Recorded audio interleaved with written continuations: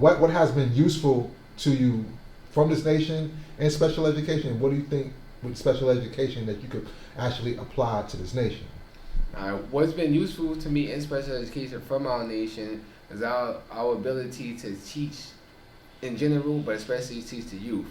And our nation has a way of dealing with the youth that's I find in my personal experience is very unique. And this is me from my personal experience as being a member of the Nation of God's Nurse or a citizen of the 5% Nation, whatever word terminology, but we all the same. Or whether we're talking about what I saw in the streets. I've had like peers who were let's say to put it very active and like in the community and just doing different things in general. And I noticed that the 5%ers in my neighborhood have a unique way of being able to garner the attention of youth, whether they come in our nation name, come in the name of another nation, or come in the name of whatever. Members of our nation have a unique ability to draw in a lot of the youth. So Magnetic. the magnetic. I was able to take that and I was able to do things that literally principals have come to me and said, how did you get this student to communicate? No other teacher ever been able to do it. I've learned from our nation that as you deal with people as people, you come humbly, you come with humility. I mean, of course, sometimes you have to match the energy, and that's what I learned as well. There was some students that,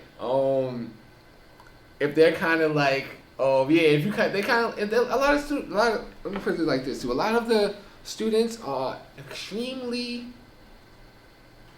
joyful. They're very, very happy young people, and all they need is somebody to just try to connect with them. Once you make that connection, you can teach them. You can try to teach them without connecting, it's not going to work. You connect with them, you can teach them anything.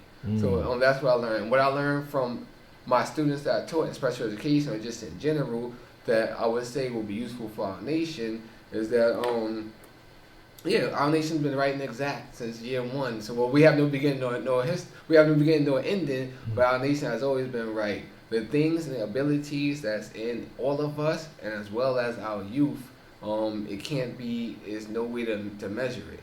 I've had students in first grade who I've had sophisticated conversation about mathematical computations that I cannot have with students or even my peers. And these are special education students in first grade, and I realized that we all have unique abilities and talents that need to be honed.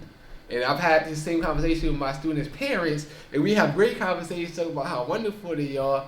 And we just come to the same conclusion. We just hope that we can develop a way where the students are always made to feel how special they are, and it's reflected in the environments that they go into. So we have to kind of change the environment or make the environment more suitable for our youth. Not try to change our youth to make them more suitable for the environment.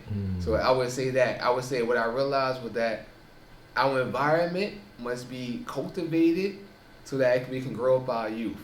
No matter how they come to us, they all come to us as students, and it's our responsibility to teach them. So what I learned from working in schools and amongst the special education population was that we need to make the environment conducive to learning and conducive to the youth's success, regardless to anything else. So we can all agree to that we need this environment to be conducive to uplifting and growing the youth.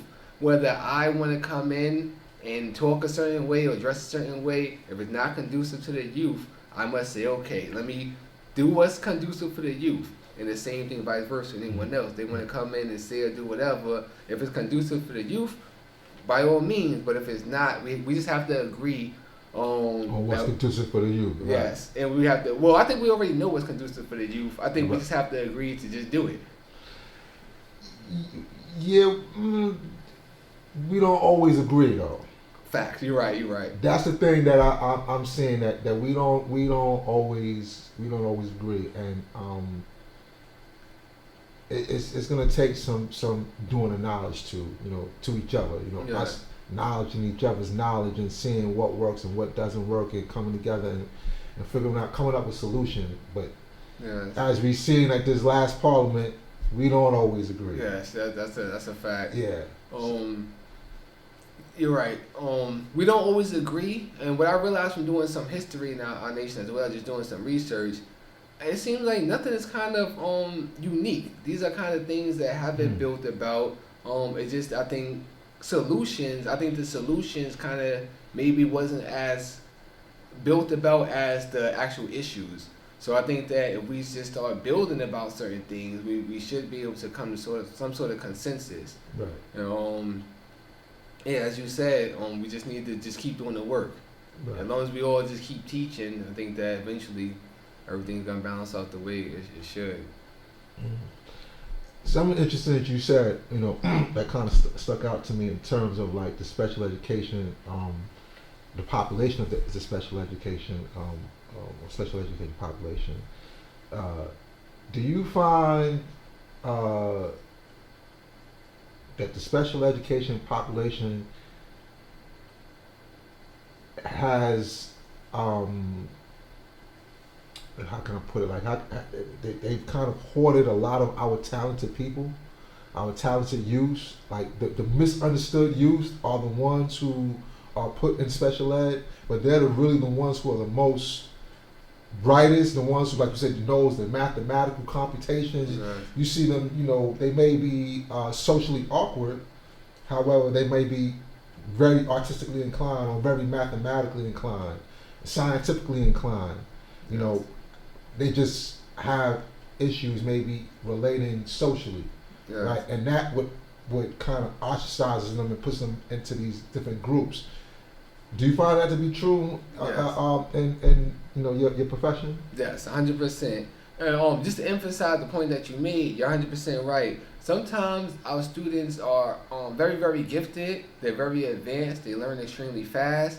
And if they're put in situations where they're being meant to slow down, sometimes they literally withdraw within inside themselves. Yes. So some students who may have been labeled or may have been seen to be one way, it was just a coping method. They were trying to keep themselves entertained. So they did certain things that may have been misdiagnosed.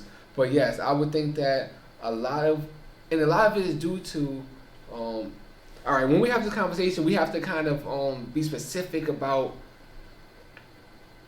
and we talk about the New York school system, because there are schools and there are programs that's kind of making solutions to those. Mm-hmm. So when I speak about, I'm speaking from my personal experience in the DOE, in the general, because I don't want to mislabel other programs, initiatives. Being a teacher, I know how hard a lot of educators work to teach their population. Right. But to your point, I've been a DOE student, I've been a DOE teacher, and I did realize that a lot of gifted students are, instead of their skills being honed and them trying to kind of be developed into the best possible students that they can be, they're kind of labeled as difficult to some capacity and all put inside those rooms.